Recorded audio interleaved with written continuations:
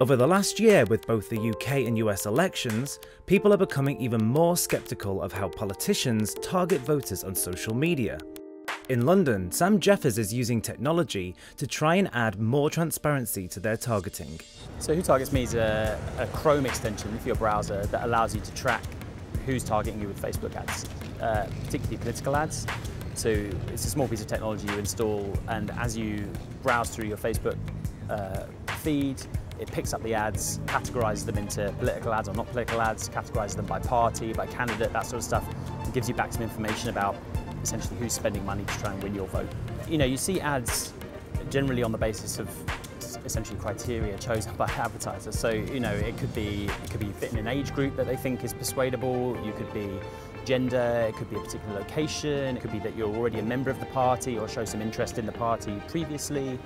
You know, lots and lots of different ways of them reaching you with different things at different times for different goals as well. So sometimes they might want you to share something, you know, promote their message for them. You know, again, it slightly depends on the goal of the ad as to who they might be targeting with it.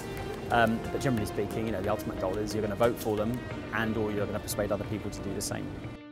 Our software would track American political ads just as they track, you know, UK, European ones. Potentially there are just lots more actors involved in and around American elections. So obviously you've got the campaigns, you've got the various, you know, national committees, you've got all the PACs, you've got all, you know, all these other people who potentially might be getting involved. Given that there aren't that many other layers of transparency in American elections, tools like ours I think would be really, really useful. We'd like to see a lot more transparency, you know, voluntary or mandatory, in terms of showing people what these ads are, what the content of them is, creating a lasting record of them so you're able to hold politicians accountable to those adverts. You know, we're going to expand our effort to include things like YouTube ads, where, you know, I think the Conservatives here probably spent £500,000 on YouTube ads this election. I think the content of it was broadly the same, but we should be really careful about people kind of moving into new channels where potentially it's harder to track this stuff and where regulators don't see what's going on so easily and aren't able to enforce the law so well. Bad news for Hillary Clinton. The FBI director agrees. This is the newspaper of the Ku Klux Klan today. You want to give me a good send-off? Go vote!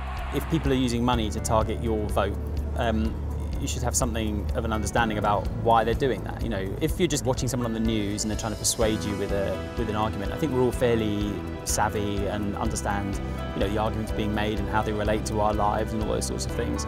I think what you can see with paid media is people taking snippets that feel suited to you, and they could have a completely different offer to someone down the street who fits a different demographic profile. And I think the fact that your data is being used to tailor messages to you and to essentially serve up a custom political offer for you is again a problem. If we don't have the same offer for all of us, how can we have a national debate about what's right or wrong?